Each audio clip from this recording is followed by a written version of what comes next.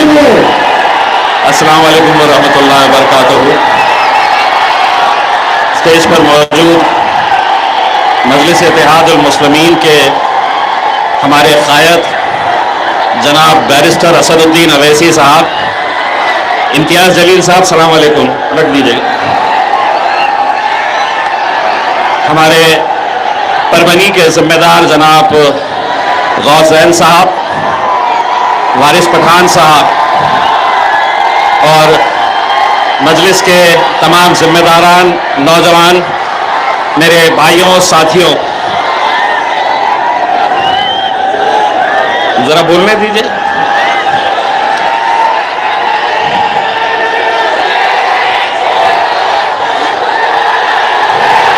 मैं आज औरंगाबाद से मैं खुद गाड़ी चलाते हुए आया हूं। मैं औरंगाबाद से गाड़ी चलाने की वजह यह थी कि कल मेरे ड्राइवर ने नौकरी छोड़ दिया और उसने ये बोला कि साहब मेरे को भी 150 करोड़ रुपए की जमीन चाहिए। चोरों का बाजार है साहब, क्या करेंगे, मंत्रालय भरा पड़ा है। एक चोर हो रहा है तो दूसरा बोल रहा है कि मैं डाकू बनूंगा करके, ये हालत हो गई है। लेकिन इसके बावजूद भी हम यहां पर आज जब आए और मजलिस इत्तेहादुल मुस्लिमीन के लिए आप लोगों की मोहब्बत हम जो देख रहे हैं, मैं सबसे पहले तो ये ऐलान कर दूं, वक्त बदलता है, हालात बदलते हैं, लोग आते हैं, लोग जाते हैं। एक अच्छी शुरुआत, एक अच्छा ऐलान मैं आज करना चाहता हूं मजलिस इत्तेहादुल मुस्लिमीन की तरफ से, और यकीनन वो ऐलान सुनकर आप लोग भी बड़े खुश होंगे। और मेरी आप लोगों से दरख्वास्त है कि जब ये ऐलान होगा, मैं मेरे सदर, मेरा गुरूर जनाब बैरिस्टर असदुद्दीन अवैसी साहब की मौजूदगी में और उनकी रजामंदी से एक ऐलान करने के लिए जा रहा हूं कि मुंबई हमारे लिए बहुत अहम जगह है। मुंबई में मुसलमानों की क़यादत करने वाला कोई लीडर नहीं है, वहां पर कोई आवाज उठाने वाला नहीं है। असद साहब ने और हमने ये फैसला किए हैं कि मजलिस इत्तेहादुल मुस्लिमीन का एक नया सदर आज स्टेज से हम ऐलान करने जा रहे हैं, और वो शख्स हमारे बीच में ही मौजूद है। जनाब मेरे दोस्त, मेरा छोटा भाई जनाब फारूक शाब्दी साहब, जोरदार तालियों से फारूक शाब्दी का इस्तकबाल करिएगा। आइए इधर, जोरदार तालियों से फारूक शाब्दी हमारा शोलापुर का एक नौजवान लड़का जो पिछले कई सालों से शोलापुर को एक मजलिस का गढ़ बनाया हुआ है। इंशाअल्लाह वो शोलापुर की भी जिम्मेदारी संभालेंगे और मुंबई का हमारा नया सदर फारूक शाब्दी रहेगा इंशाअल्लाह। आने वाले दिनों के अंदर जब भी बंबई जाएंगे, देख लेना से बंबई के अंदर सिर्फ पतंग ही पतंग, पतंग ही पतंग नजर आएगी इंशाअल्लाह। बहुत बहुत मुबारक आपको। मुझे मालूम है कि नौजवान मजलिस की ताकत है। आज जिस मुकाम के ऊपर मजलिस पहुंची है, यकीनन हमारे बुजुर्गों की, हमारे माँ बहनों की दुआएं इसमें शामिल है। लेकिन सबसे बड़ी ताकत मजलिस की दीवानगी अगर किसी में देखने को मिलती है तो ये ऐसे नौजवानों के अंदर देखने को मिलती है। मेरे भाइयों, आप है हमारी आवाज, आप है हमारी ताकत। मैं स्टेज के ऊपर भाषण सुन रहा था, कोई अहमदनगर का जिक्र कर रहा था, कोई तोतो पोतो का जिक्र कर रहा था। सुना है जैन भाई ने बताया कि वो यहां पर भी आए थे, तोतला यहां पर भी आया था। सुन ले बेटा, अगर ज्यादा फड़फड़ाया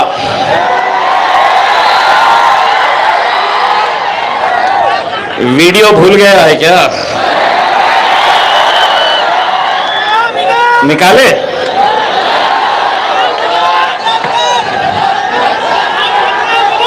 अगर समझ रहा है कि तेरा वीडियो तूने अंदर कहीं दबा दिया है, हमारे पास है।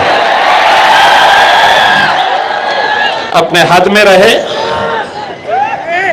तो हम भी हद से बाहर जिस दिन निकलेगा तो हमें भी मालूम है कि जवाब कैसे दिया जाता है। किसी ने जिक्र किया इत्तू से एक टिल्लू का।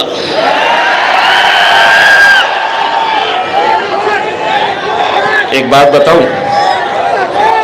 बात बताऊं, किसी को बोलना नहीं। मेरे सदर साहब अगर खड़े रहे ना,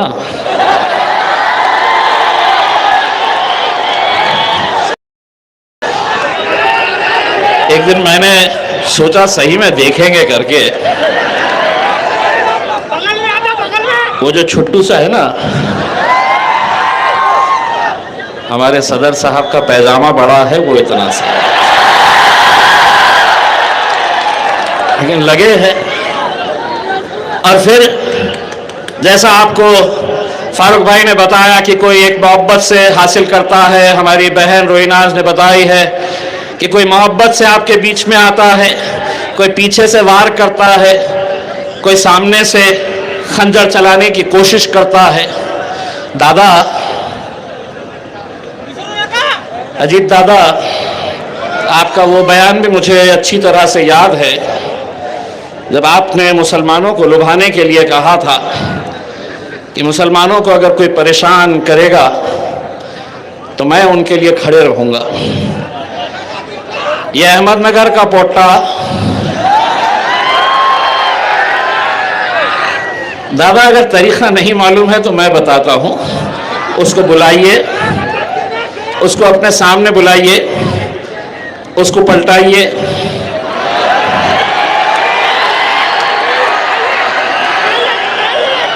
पलटाने के बाद क्या करिए?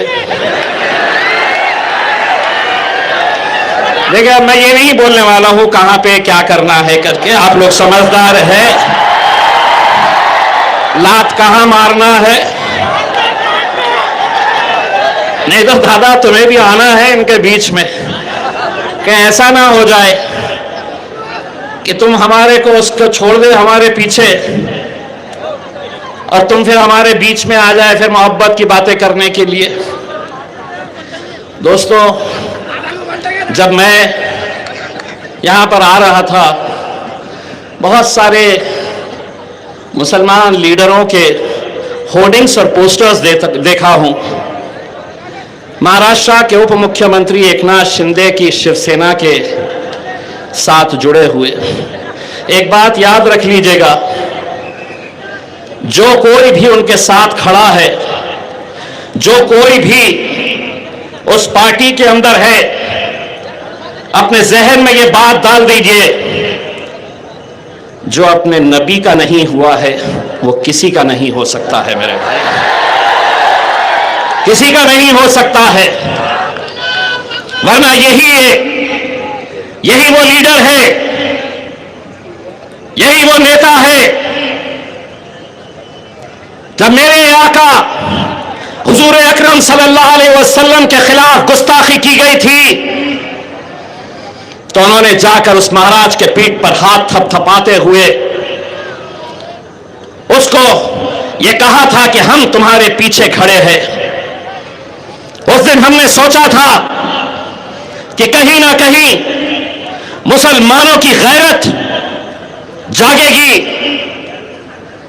कहीं ना कहीं उन्हें यह एहसास होगा कि हम दुनिया में हर चीज का समझौता कर सकते हैं मेरे भाई, लेकिन अपने हुजूर अकरम सल्लल्लाहु अलैहि वसल्लम के खिलाफ गुस्ताखी हम बर्दाश्त नहीं कर सकते हैं।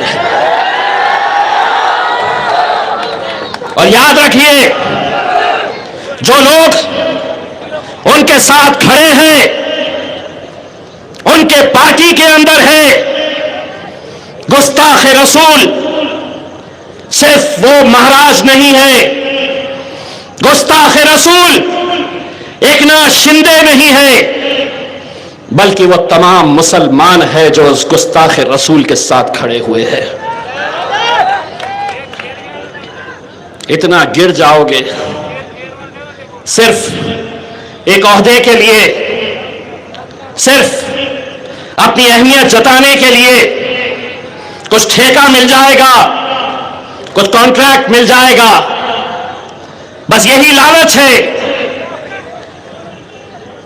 लेकिन मेरे भाई, मुझे मालूम है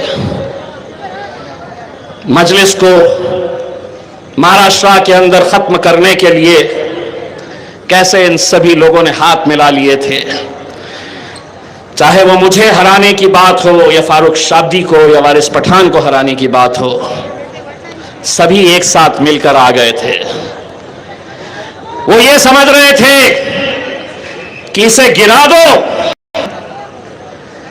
इसे खत्म कर दो, ये हार जाएगा तो मजलिस खत्म हो जाएगी। जब तक सूरज चांद रहेगा मजलिस जिंदा रहेगी मेरे भाइयों। बोले ये नहीं बोलना, वो नहीं बोलना, समझे कि इम्तियाज जलील गिर गया, खत्म हो गया। अरे तुमने गिराकर अपनी खुद की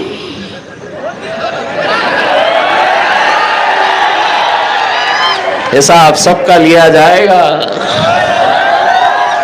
शुरुआत हो चुकी है औरंगाबाद से। किसी माइका लाल में हिम्मत नहीं है आज के इस दौर में कि एक कैबिनेट मिनिस्टर मगरमच्छ के मुंह में हाथ डालने की अगर ताकत किसी ने दिखाई है तो अल्हम्दुलिल्लाह इम्तियाज जलील ने और मजलिस इत्तेहाद मुस्लिमीन ने सब दिखा दिया, सब दिखा दिया, सब बता दिया। सोचा कि नरेंद्र मोदी जी भाषण कैसा, ओहो मित्रों, 70,000 करोड़ का घोटाला मुझे मालूम ही नहीं था। सिंचन घोटाला, खनन घोटाला, बैंक घोटाला, मोदी जी तुम्हारा भाषण मैं निकालूं? अजीत पवार के बारे में देवेंद्र फडणवीस याद है? चेक की पीसिंग कहां है? पुलिस वाले दिल ही दिल में बोल रहे कितना सही बोलता है यार ये आदमी का।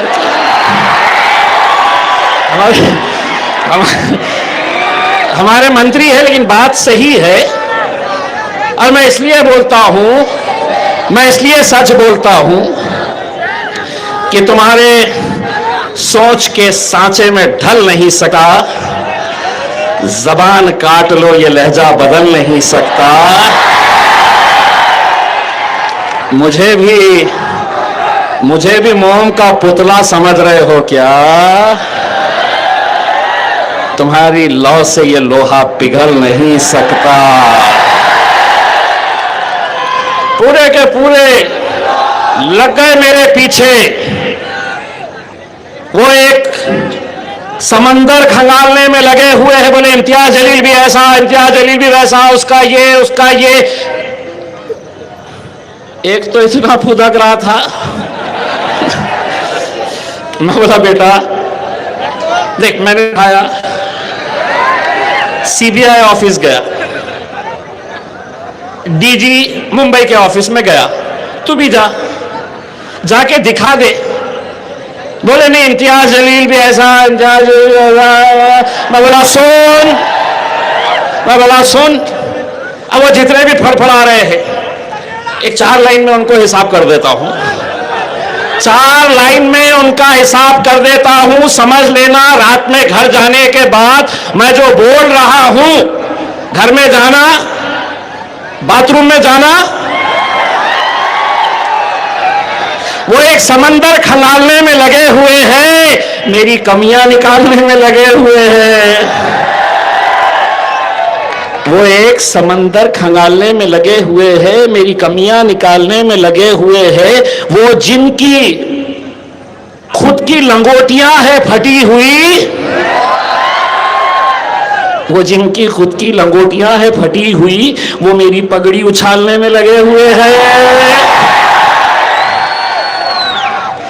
कहां से आते हैं ये लोग? ये कहां से आते हैं मेरे भाई? यकीन मानिए ये कैसी पैदावार है? ये कैसी पैदावार है?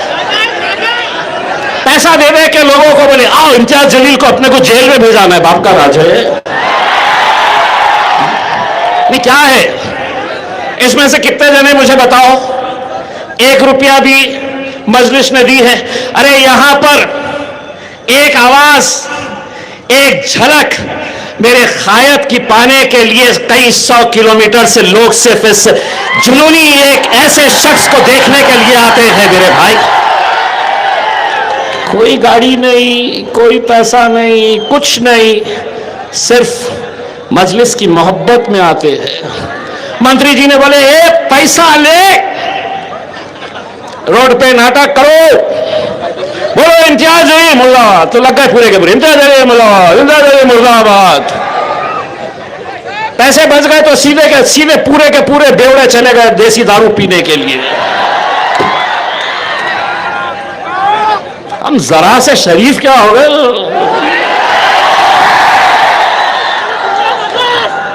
लेकिन वारिस भाई अपने बोलते हैं ना, वारिस भाई क्या है वो अपन?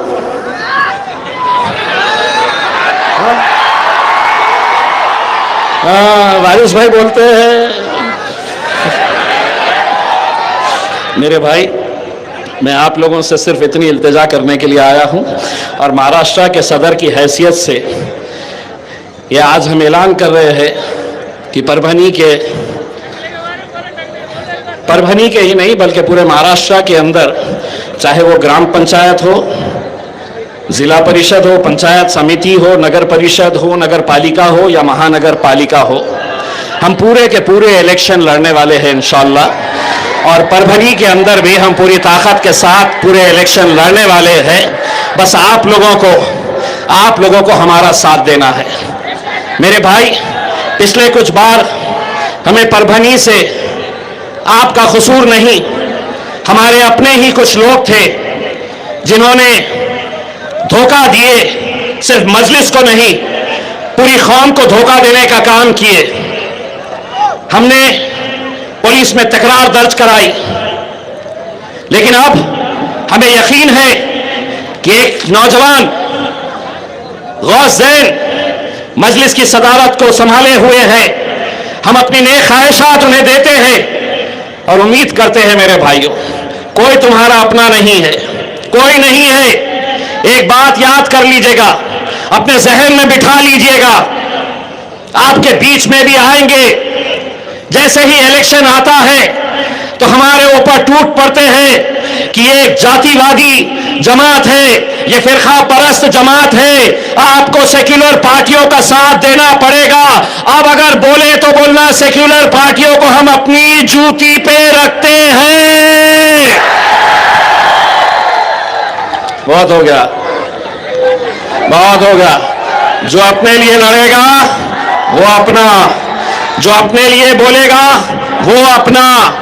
इतना समझ लो, कितना भी ताकत लगा ले, जितनी ताकत के साथ तुम मुझे खामोश बिठाने की कोशिश करेंगे, जितनी ताकत लगा सकते हैं, एक बात अच्छी तरह से कान खोल के सुन लो। देवेंद्र फडणवीस, एकनाथ शिंदे, अजीत पवार, एक बात अच्छी तरह से सुन लो, ना झुकूंगा, ना डरूंगा और ना बिकूंगा इंशाअल्लाह। आप लोग मजबूती के साथ खड़े रहिए, बाकी चिल्ले पिल्लों को तो कभी भी संभाल लेंगे यार। ये छोटे मोटे बहुत ज्यादा टेंशन लेने का नहीं है। ये जितने भी लोग बोल रहे थे, बोले अहमदनगर वाले ने वैसा बोला, जिस दिन पैरों में आ गया ना, और ये छोटे छोटे प्यादों को एक बात समझ लेना चाहिए, तुम्हारे बाप को नहीं छोड़ा हूं तो तुम क्या खेत की मूली है रे, कहां के आए हुए हैं तुम। इंशाल्लाह तुम्हें भी हिसाब बराबर करेंगे, बस आप लोगों से इल्तिजा है कि मजलिस का इस बार साथ दीजिएगा पूरी ताकत के साथ। और मेरी बड़ी ख्वाहिश है, यकीन मानिए, जब हमने ये फैसला किया कि महाराष्ट्र के अंदर हम इलेक्शन का बिगुल बजाएंगे, तो सबसे पहले किस शहर से, बहुत सारे हमारे जिम्मेदारों ने कहा कि हमारे शहर पे आइए, बहुत सारों ने कहा कि नहीं साहब वहां पे जाएंगे करके, लेकिन मैंने और असद साहब ने यह तय किया कि नहीं, जिस जगह के ऊपर हमें इतनी मोहब्बत मिली है, इंशाल्लाह हम अपने इलेक्शन का बिगुल अगर कहीं से बजाएंगे तो वो परभनी से बजाएंगे। और आज अल्हम्दुलिल्लाह हम आपके बीच में आए हैं। बहुत बहुत शुक्रिया। वाखिर अल्हम्दुलिल्लाह।